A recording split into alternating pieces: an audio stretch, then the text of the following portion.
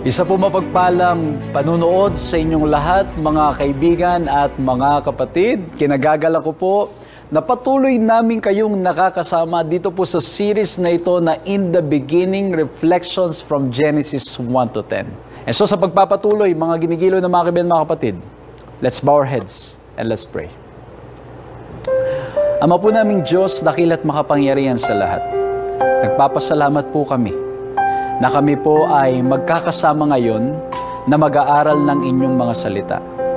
Patnubayan niyo po kami, tulungan niyo po kami, sapagkat alam po namin na hindi namin kaya sa aming mga sarili. Lord, ang mga bagay na banal ay hindi po namin kayang unawain sa aming mga sarili. But we submit ourselves to you. And we acknowledge, Lord, na sa inyo po ay walang imposible.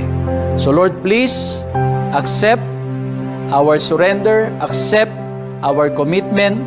Salamat po, mahal na Diyos, kayo tunay ng pagmahal, kayo tunay na nag-aaruga sa amin. Samahan niyo po kami at daman namin ang presensya ninyo po sa pangalan na aming Panginoong Hesus. Amen. Amen. Muli po, mga ginigilo, mga kaibigan, mga kapatid, isang mapagpalang panunood sa inyo. At ang pag-uusapan po natin ngayon, umiikot pa rin po sa aklat ng Genesis. As I've shared in our last study, we want to provide a practical way of how we can study the Bible. A practical way na maging ang mga katotohanan na mababasa natin sa aklat ng Genesis is in reality applicable. The principles behind, the lessons behind, it's still applicable sa ating mga buhay hanggang sa ngayon. And I hope that you've seen that in the last study. And this time, I'll be sharing with you the topic. Ano nga po yung topic natin noong nakaraan? We talk about what? The origin.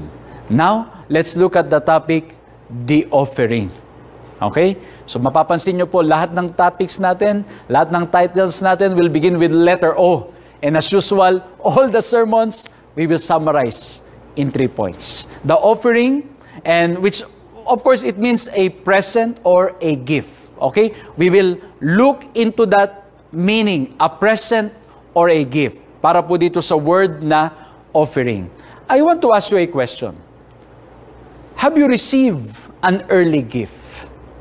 Yung hindi mo pa naman kaarawan, wala namang event, wala namang mga pangyayari, and yet somebody gave you an early gift. Naalala ko nung minsan, alam nyo, lalo ngayon, sa panahon natin ngayon, pag may mga mahilig kang, baka po may mga sumusubaybay diyan na mahilig sa mga online shopping. Di ba po, madalas nag-o-offer sila ng mga sale. Merong mga dates sila na halimbawa, okay, itong date na ito, sasabihin nila 1-1, 2-2, 3-3, 4-4. At ang mangyayari, meron niya mga malalaking discount. Naalala ko, yung aking pong kapatid, tuwing merong ganyang discount, isi-share ko sa kanya, sabihin ko sa kanya, ate, tingnan mo ito, grabe sale, gusto to ng anak ko, gusto ko ito. Gagawin ng kapatid ko, sasabihin ng ate ko, o sige, kung gusto mo, pwede mo nang bilhin, yan na yung birthday gift ko sa'yo. Pero ang birthday ko, mga 3 buwan pa. 3 buwan pa, bibili na. Di ba? It's an early birthday gift. But do you know that in Genesis chapter 2, God was just done with the creation of everything. He created man and woman. And then, as early as that, the Lord gave them an early gift. That's why in Genesis chapter 2, it talks about creation. By the way, mga kaibigan, mga kapatid, there are questions being raised about Genesis 1 and Genesis 2. Ang sabi ng ilan, bakit ganon? Sa Genesis 1, ito yung order of events. Sa Genesis 2, bakit parang iba yung order of events? Hindi ko po alam kung napansin nyo po yan sa pag-aaral nyo ng Bible. May mga ganyang questions. Sabi nila, does that mean that there are 2 creation account in the book of Genesis? Hindi po. That is just a literary style of writing by the Hebrews. Ang ginawa po nila, Genesis 1:1, the author presented the outline. In Genesis chapter 2, the details were shared. Honestly, I don't have much time. I don't want to focus too much into the literary or also into the, too much theological about this. But there is this what we call chiasm or parallelism involved in Genesis 1 and 2. But it talks about the same account. Mas detalyado lang yung sa Genesis chapter 2. At dito po sa Genesis chapter 2, the highlight of course is the creation of man and woman. Of course, nandun yung concept ng Sabbath, yung umpisa, Genesis 2, 1 to 3, and then the details of the creation. And then God created, it shows in the story, how the Lord gave the woman to the man. And so, brothers and sisters, as I try to reflect, as I tried reflecting into this, the Lord gave gifts that we need to use wisely. At dito po sa Genesis chapter 2, looking at it in the practical side, titignan po natin yung mga regalo ng Diyos. Regalo ni God sa atin na dapat nating gamitin at dapat nating tangkilikin. And so the theme of our study, we need to be thankful to God for everything He has given us. And the first letter R. As usual, 3 points nawa po, maging madaling paraan to remember, maging madaling paraan to share with your family, to share with your friends. Ano po, kasi po, yan po ang style ng preaching ko, no? Always in 3 points. Kahit nga po yung Sabbath School lesson, I try to summarize that in 3 points. And so the first letter R that I want to share with you, one of the early gifts that the Lord gave men. The Lord gave Adam and Eve. And you might wonder, you might ask me, Pastor, para namang hindi gift yan eh. Para namang hindi gift yung sinabi mo. But titignan po natin mabuti. Aaralin natin mabuti. Titignan natin in the practical side why it is indeed a gift. And the first letter R, I am referring to the gift of responsibility. Pastor, teka lang. Parang matinding gift yan ah. Paano naging gift yan? Responsibilidad. Responsibility. But you see, brothers and sisters, the Lord gave it for a purpose.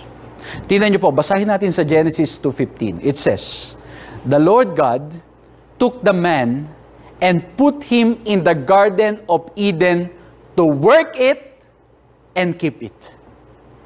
The Lord gave the gift of responsibility to Adam and Eve. Why?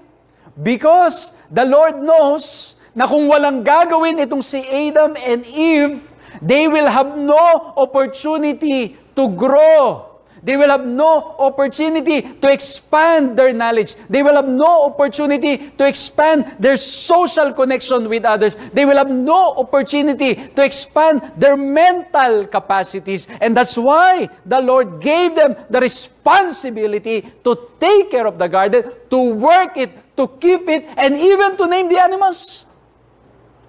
And when we look at the writings of Ellen White, she said, to Adam was given the work of caring for the garden. The pakinggan mabuti mga kapatid. The Creator knew that Adam could not be happy without employment. The beauty of the garden delighted him. But this was not enough. He must have labored to call into exercise the wonderful organs of the body.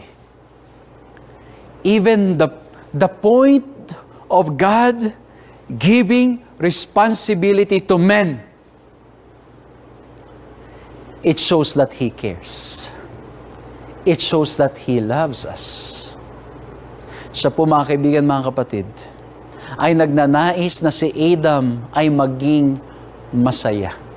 No wonder even in the Sabbath, the concept of the Sabbath, nakalagay po doon, for in 6 days, 6 days you shall work, but on the 7th day we are to rest. The Lord wants us to be responsible.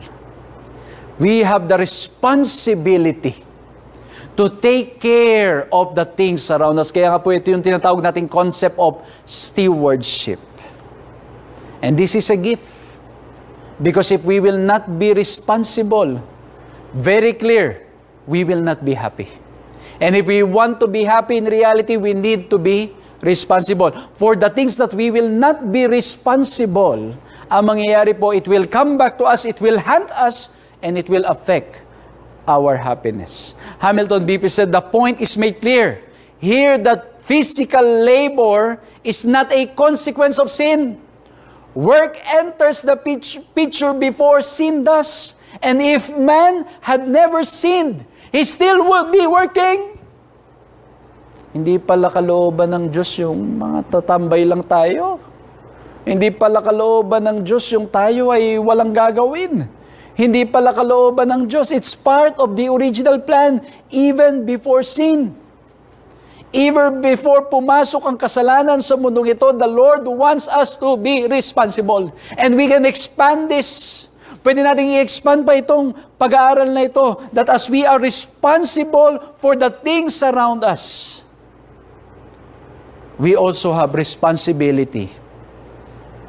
Responsibility to God.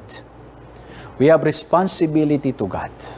May mga bagay na nais ng Diyos na dapat nating gawin. Kaya nga po dun sa garden, the Adam was given the chance to take care of the garden. And in the same way, we are to take care of this planet Earth. I know that this world is perishing. This world is not getting any better. Palala ng palala. Climate change, we can feel it. We can experience it. Grabe ang ulan. Grabe ang baha. Grabe ang tag-init. One time, I was in another part of the world, sa Asia. I visited one country and the temperature was 50 degrees.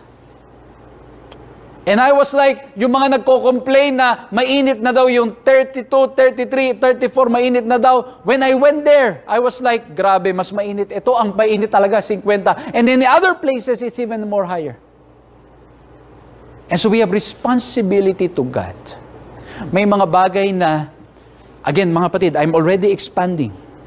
I'm already looking at the gift of responsibility. And so, when we accepted Jesus, when we accepted God as our personal Savior, He has given us responsibilities that those responsibilities in reality will help us to grow more in our knowledge of Him.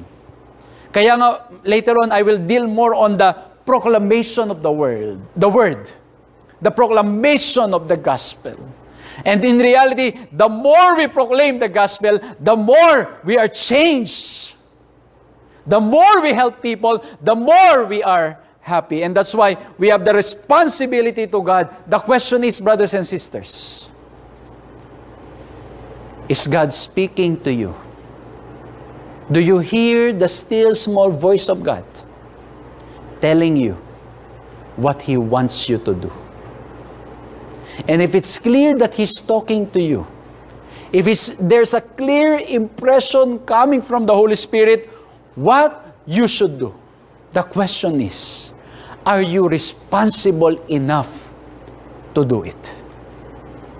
If God is telling you, talk about me, speak for me, give up your resources for me. Share your blessings to the people around you. Use your social media for me. Stop posting things that will hurt people, that will make my name not so good in front of your friends. Stop posting these things. If God is talking to you, and also to me, are we responsible enough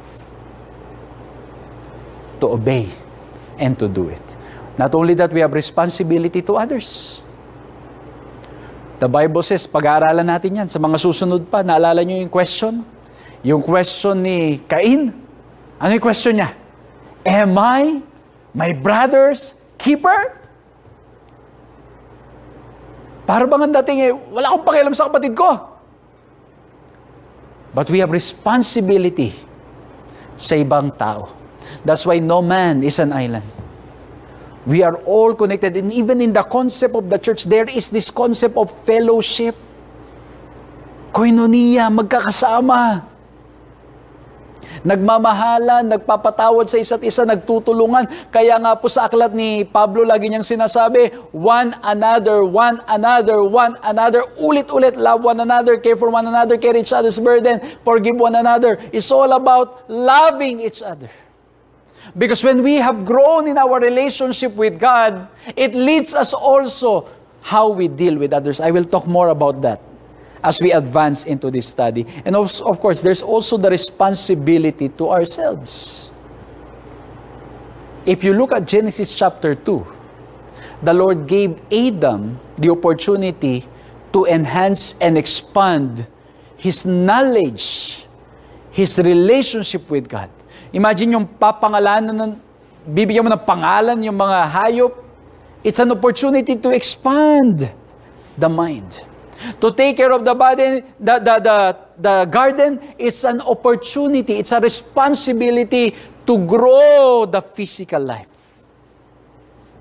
And so, brothers and sisters, it's a gift of responsibility, and according to Ellen White, those responsibilities that He's asking us to do, it was given so that tayo pong lahat magiging masaya. Maring ang tingin natin ngayon, parang pahirap. Kasi nga, di ba, we live in a world na parang, we just want easy, go lucky, we just want to sit down, enjoy life, di ba? Yung mahalaga, basta upo ka lang, masaya ka.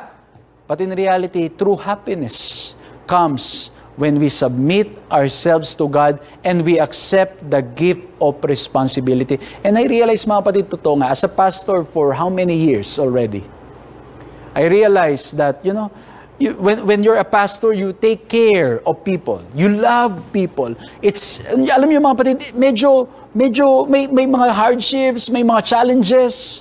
But at the end of the day, it gives you true joy and satisfaction when you know that you have fulfilled the responsibility you were called by the Lord to do. So number one, we have the gift of responsibility.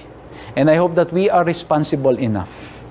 We are responsible enough to do what the Lord wants us to do. We are responsible how we deal with others. We are responsible. We take care of ourselves. We continue to grow. Tuloy-tuloy tayo nagbabasa. Tuloy-tuloy tayo nag-aaral. Tuloy tayong lumalago sa pananampalataya at maging sa paglago ng mga talentong meron tayo para nang sa ganun maggamit ito sa gawain ng ating Panginoong Diyos. So number one, the Lord gave us the gift of responsibility to be happy. Number two, ito talaga, sasabihin ko sa inyo.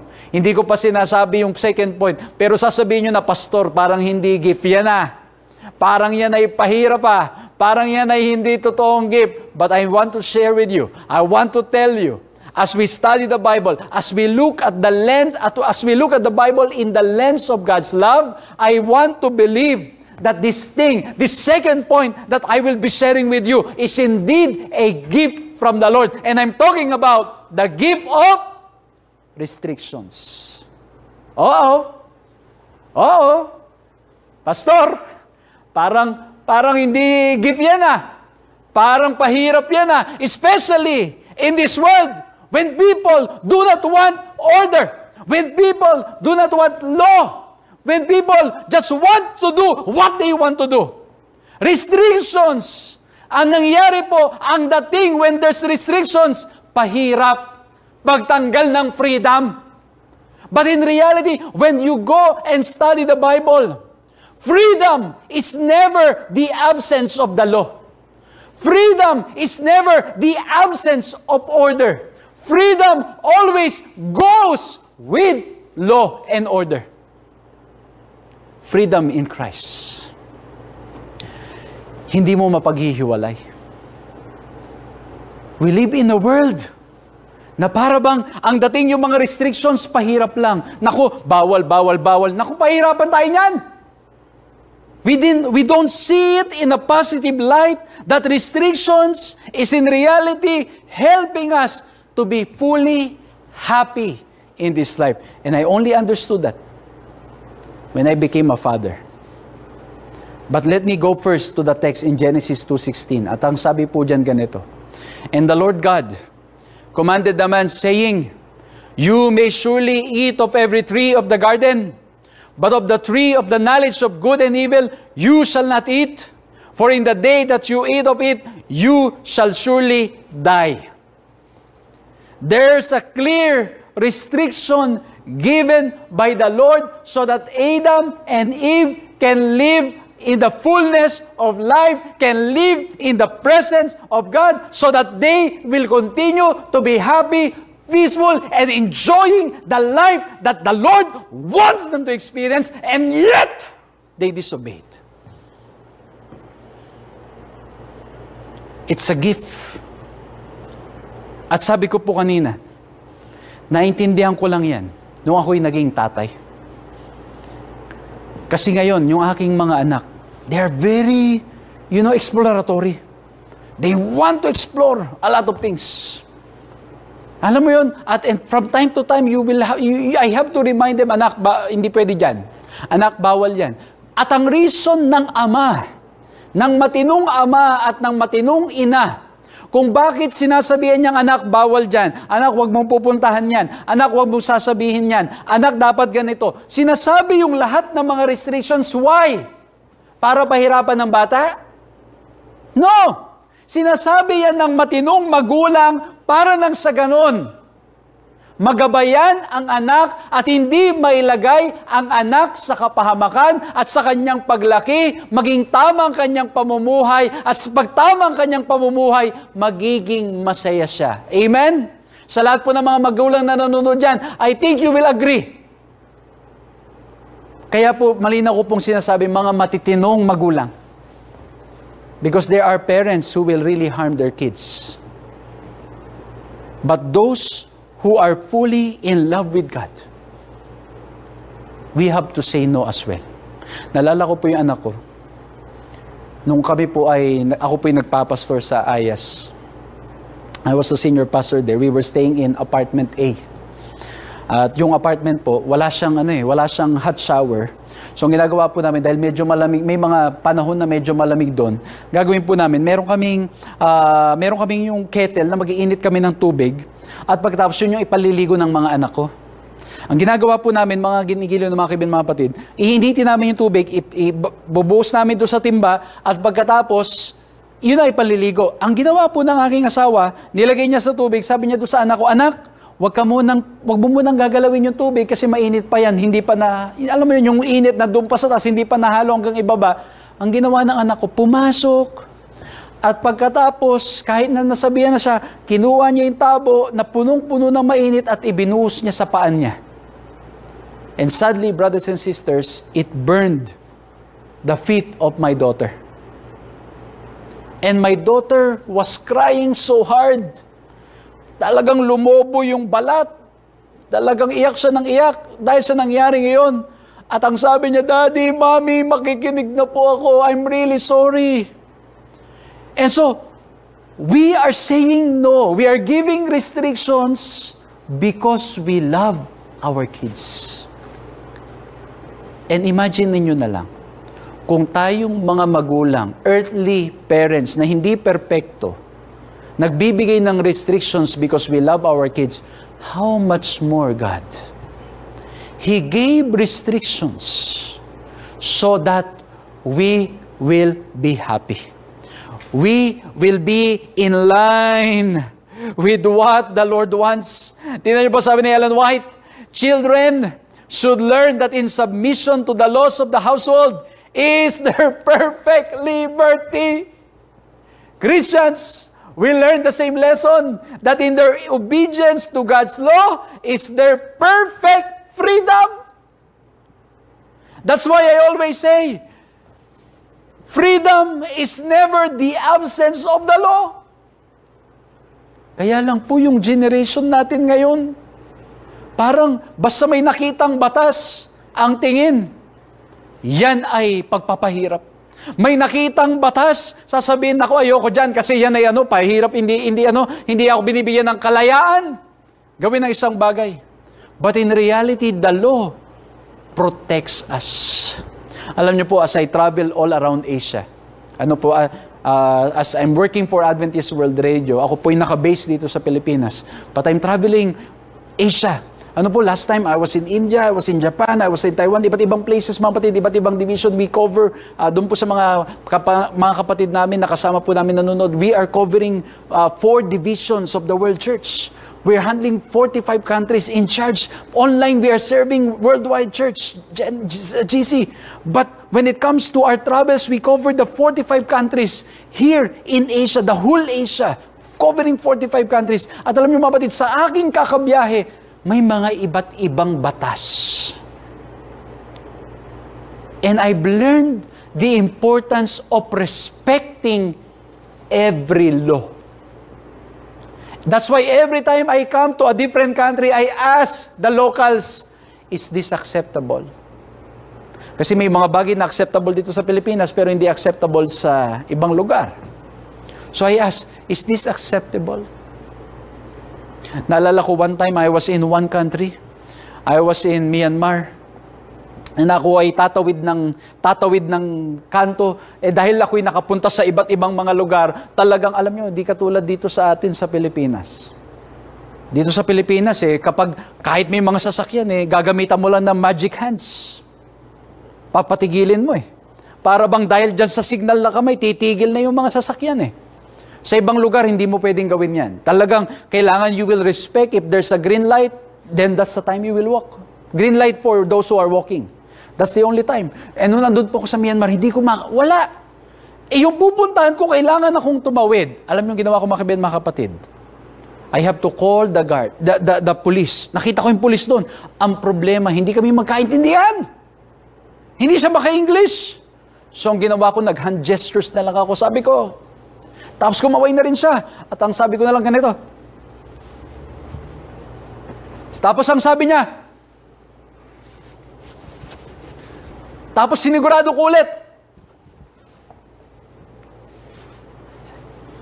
Sabi niya, okay daw. So, that's the only time I cross. Ang point, mga kapatid, there's law so that we will be free. And I've learned to respect and I learned to understand and enjoy more the learnings of multicultural, iba't ibang mga lugar, iba't ibang mga bansa. It teaches us, it helps us grow, and we realize and we become more appreciative of the laws that we have because it keeps us free. How much more? Alam ko po yung mga batas sa mundo, sa sanlibutan, it's not perfect. It's not perfect. Kasi yan po ay, of course, nandyan yung bahid ng kasalanan, hindi perfect. But the law that comes from the Lord, it's perfect. Everything that He designed, everything that He said we should not do because it is the only way to stay happy. Alam nyo, meron akong series na ginagawa about the 10 Commandments, looking at it in the practical side. Why did God say, you shall have no other gods before me? It's just, lagi yung naririnig na reason, kasi He's a jealous God. But in reality, that's not the reason only. He said, you shall not have, you will have no other gods before me. Because the Lord knows all other gods will only make you suffer. All other gods will only make it difficult for you. Yung mga ibang Diyos, palulungkutin ka lang. Yung mga ibang Diyos, uubusin lang ang lakas mo. But He is the only one who can give you perfect peace, love, and joy. And that's why He said, you shall have no other gods before me. Kumbaga ang sabi ng Diyos, huwag kang iinom sa iba. Kasi lahat ng iba, contaminated tubig, contaminated water. Ito lang ang inumin mo. Ito lang ang makakatanggal ng uhaw mo. And it's only the Lord. That's why there's restriction. Ito pa sabi ni Matt Chandler. Nabasa ko lang po itong isang book na ito. Sa isang kanyang sinabi, the commands of God are given not to rob me of joy, but lead me into the fullness of joy. I hope we're looking at the law just like this. That the law is designed to give us the fullness of joy, to drive us into the fullness of joy. And that's the reason why the commandments, it was given by the Lord. Para maging masaya tayo. Pero alam nyo, aaminin ko sa inyo, nung ako hindi pa nagiging tatay, pag pinasabihan ako na bawal, hindi pwede, ang dating sa akin, ano ba yan, ang daming pahirap. But when I started realizing and looking at it in the perspective of God's love, all the laws, it's for our good. And remember, ang nagsabi po niyan, is a God who knows everything. Kaya kahit sa bahay, may mga house rules. Kasi bakit yung mga house rules nakakatulong para tayo lalo maging masaya? Just imagine kung walang house rules. Laging magulo ang bahay, may stress ka pag uwi mo. Kaya ito, nabasa ko lang to sa isang sa internet as I was browsing. House rules, you know? If you sleep on it, make it up. If you step on it, wipe it up. If you wear it, If you wear it, hang it up. If you drop it, pick it up. If you eat out of it, wash it. If it rings, answer it. If it throws, feed it. Tapos meron pang iba't ibang mga traffic signs. Di ba? Ayun, mga iba't ibang mga traffic signs. Ang purpose ba niyan? Para pahirapan lang tayo? No. It is designed to warn us. Para nang sa ganun maging ligtas tayo sa daan. Kung wala kang pakialam dyan sa mga signals na yan, sa mga traffic signs na yan, baka mamaya mapahamak tayo. Baka mamaya yung one way, pinasok mo. Tapos, highway pa. O kaya mga kabiyan mga patid, restrictions, when we look at it in the lens of God's love, it is for our good. Amen? Ha? Alam ko, hindi ko kayo naririnig, pero sabihin nyo pa rin, Amen! Di ba po? Kasi bakit? Mahal tayo ng Diyos. He loves you, He loves me, He loves all of us, and that's why He has given us restrictions in order for us to stay free.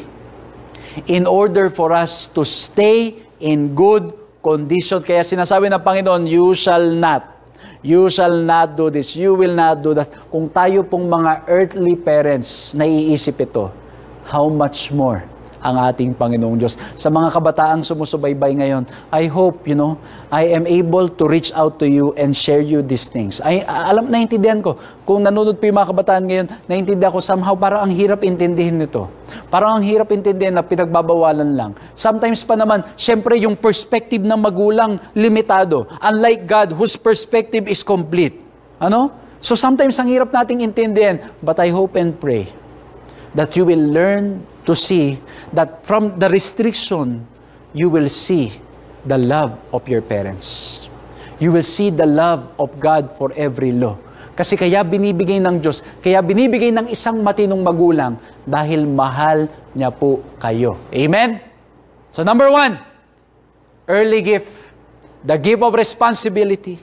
Number 2, the gift of restrictions. And number 3, as we continue with Genesis chapter 2, is the gift of relationship. Sabi siguro nung iba, yan talaga ang gift, pastor. Yung first 2 medyo para malabo. Pero no, it's also a gift. Gift of responsibility, gift of restrictions, and gift of relationship. I like this, Pag nagkakasal po ako, I always use this text. Ang sabi diyan, then the Lord God said, it is not good that the man should be alone. I will make him a helper fit for him. The Lord knows that Adam will not be happy on his own. At alam niyo mga kapatid, madalas kong naririnig alam niyo ngayon may mga kanta na mga lumalabas at ang sinasabi dun sa kanta ay, when 2 less lonely people in the world and it's gonna be fine. Pag ang 2 malungkot na tao nagsama, sila'y magiging masaya. Hindi po totoo yan. Pag 2 malungkot na tao nagsama, malulungkot ng todo yan. Kaya po dito mapapansin niyo, it is not good that the man should be alone. And in my reflections, because Adam is able to experience the love that comes from the Lord. Is able to experience the love that comes from Jesus. Is able to experience the love, the overflowing love that comes from God. Wala siyang mapagsiran ng pag-ibig na yon, ng kasiyahang yon. And that's why the Lord created another person so that Adam will have the opportunity to share that joy, that love that he's experiencing from God, and he can also share it to Eve. That's what I believe. Hindi ginawa ang babae para lang nang sa ganon, dahil malungkot. Alam nyo, may mga narinig akong sermon nang sabi, kaya ginawa si babae kasi malungkot si lalaki. Wala pong ganyan sa text. The text only says he was alone. And being alone does not equate to being lonely. Magkaiba po yun. Magkaiba yung mag-isa lang at magkaiba yung malungkot. Kasi alam nyo mga kapatid, naalala ko nun, nakatira po ako sa Manila. Doon po ako nagpastor for 8 years. Pinatira tayo ng isang member doon sa kanyang condominium. Nasa 14th floor ako. Mag-isa lang ako doon. Tapos sabi ng mga kasama ko, hindi ka ba nalulungkot dito? Mag-isa ka lang. Buti hindi mo naiisip tumalon. Sabi ko, ba't naman ako tatalon? Sabi ko, masaya naman ako. And there are people who are happy when they are alone. And so I believe, brothers and sisters, Adam was not lonely. But God gave Adam the opportunity to share the happiness that he is experiencing from the Lord. And that's why the Lord gave relationship. So we can share that love. So we can share that happiness that we are experiencing from Him. So it's a gift of relationship. Alam niyo yung family na meron po kayo ngayon, it's a gift from the Lord. You know, yung family ninyo, yung mga kaibigan ninyo, yung husband ninyo, yung wife ninyo, good relationships don't just happen. They take patience and two people who truly want to be together. Brothers and sisters, the relationship that we have, yung mga kaibigan natin, mga pamilya natin, I hope that we are appreciating all of this. It is God's gift. Regalo ng Diyos sa atin. At ito rin ang paraan ng Diyos para tayo ay baguhin. Ha? Ito ang ganda nito mga kapatid. Itong nabasa kong quote, you don't need someone to complete you. You only need someone to accept you completely. Ha? Grabe, no? But of course, when the Lord is with us, the Lord changes us. The Lord grows us. Hindi tayo nananatiling the same. The Lord changes us. That's why we encourage in every relationship, especially for married couples, doon sa mga mag-aasawa pa lang, Jesus should always be the center of the relationship. Pero ang point, mga kaibigan, mga kapatid, relationship is a gift from the Lord. Alam nyo ba? Alam nyo, ang relationship is also a way to grow us in our relationship with God and to grow in maturity. Kasi bakit po? Yung lalo sa mag-asawa, mga mag-asawa, di ba? You're able to see fully. And yung adjustment, it takes time. And there are friends who will tell you honestly what they are seeing. There are friends who will tell you, ito yung nakikita nilang dapat baguhin, ito yung dapat ayusin. Nakikita nila and they will tell you, but there are also others who will not. But the point is, every relationship is a gift from the Lord. But sadly, this gift of relationship is now being abused by many. The gift that the Lord gave, the gift of marriage that the Lord provided for humanity is already being abused by many. It is being neglected, rejected by many. Yung iba, wala nang respeto, wala nang pagpapahalaga sa pamilya. Yung iba, wala nang pagpapahalaga sa mga tao sa kanilang kapaligiran. If somebody is dying beside them, they don't care. Para bang ang nangyari ngayon, we live in an isolated world. We just want to be on our own. We don't care about the other people. Wala na tayong pakialam. And even today, relationships, hindi na nagiging maayos. Para bang ang relationship ngayon, laro-laro na lang. Para bang ang relationship ngayon, ang mahalaga lang, masaya ka, pag di ka na masaya, iwan mo na. Naging ang focus na ng relationship ay yung ating mga sarili. That's why it's very foundational that the concept of Eve being given to Adam is because Adam needed someone to share the happiness that he's experiencing from God. Hindi binigay si Eve para nang sa ganun, ang gagawin ni Adam ay para siyang vampira o Dracula na kanyang kukunin ang kasiyahang nanggagaling kay Eve at para siya'y manatiling masaya. No. The happiness that we experience from God, we share it to the people around us. Alam niyo mga kapatid, we live in a world that relationship is not valued, not important anymore. And every time we do this, and every time we witness this, it shows that we are not respecting, we don't care about the gift that the Lord that He provided us. Alam niyo, may nabasa akong isang quote, napakaganda nito. Especially in our generation today. Listen to this, mga kabataan and all those who are watching us, kahit po sa mga medyo adults, I want you to listen to this story very carefully. Meron pong dalawang matanda. They were walking together hand in hand. They are walking very slow. Matanda na sila. Ganyan na sila maglakad. Matanda na eh. At ang nangyari po, in-interview sila. Tinanong. At ang tanong sa kanila ay ganito, how did you manage to stay together for 65 years. Ha?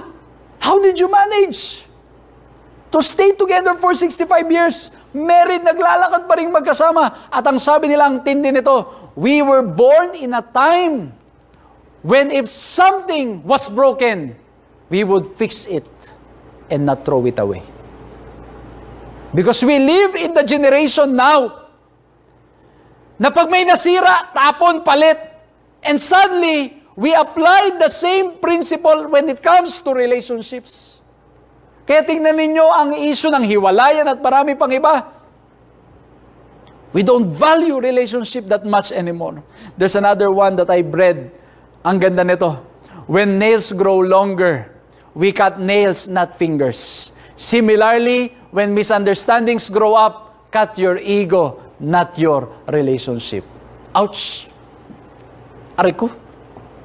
But I hope that this will be a learning experience, that we should value relationship. I know, brothers and sisters, that there are cases in relationships na mahirap ayusin, mahirap mag-reconcile, but we trust in the Lord that because relationship is a gift from the Lord, He will help us, He will grow us, and He will change us. And so, brothers and sisters, as we study this lesson, at sa pagpapatuloy ng pag-aaral natin itong Genesis, itong in the beginning na ating and reflections from Genesis 1 to 10, I hope that we are looking at these concepts, at this truth, practically. And I hope na nakikita nyo po that the truth that we are seeing here, the principles behind, is applicable even in our time today. So once again, the Lord gave us gifts. And what are those gifts? We talk about the gift of responsibilities. Is God impressing you to do something? I hope you will say, yes, Lord, I will do it. We also were given the gift of restrictions. I hope that from now on, we will look at the law as God's restriction, or as God's gift. It's a reflection of God's character, reflection of God's love. And number 3, we will always take care of our relationships because it's a gift from the Lord. And not only that, we learn these 3 important gifts. We learned yesterday or no nakaraan that we talk about a powerful God, and Genesis 2 for me talks about a generous God. A God who wants to give things, who wants to give us all in order for us to be happy. And remember, He gave His Son, Jesus Christ. He died on the cross because He wants us to be happy and to have eternal life. Do you want this gift? Do you want to submit your life to Jesus? I hope that you will look at all these things as a gift from the Lord, and most especially His Son, Jesus Christ, as the most important gift in your life. And if you want to accept Him again and submit your life to Him, rededicate your life, join me as I close this study with a prayer. Ama po naming Diyos, maraming salamat po sa paalala po ninyo. Tunay pong napakabuti ninyo. Tunay pong kayong mapagpatawad. At salamat po na sa pag-aaral po namin ng Genesis chapter 2, nakita po namin that you have given us gifts. Lord, sorry po kung maraming pagkakataon. Hindi namin tinignan na ito'y regalo. But now, as we reflect on it, we realize that responsibility, restrictions, and relationships, lahat pong ito ay ibinigay ninyo upang kami maging masaya at dapat naming alagaan ang mga regalong ito. Patawarin kami, Panginoon, sa aming mga kasalanan. And Lord, thank you because you have given your Son, Jesus Christ, that because of Him, because of His life, His death on the cross and resurrection, Lord, thank you because of that we have hope. Lord, maraming salamat po. Patawarin kami sa aming mga kasalanan. Purihin ang inyong pangalan at nawa po'y patuloy naming maranasan ang inyong pag-ibig ngayon at magpakailanman. Maraming salamat po, Panginoon, sa inyong kabutihan sa bawat isa sa amin. Anumang pagsubok, anumang problema, tulungan niyo po kami isuko ito lahat sa inyo. Maraming salamat po at alam po namin napakinggan at dinirinig ninyo ang aming mga panalangin sa pangalan ng aming Panginoong Hesus.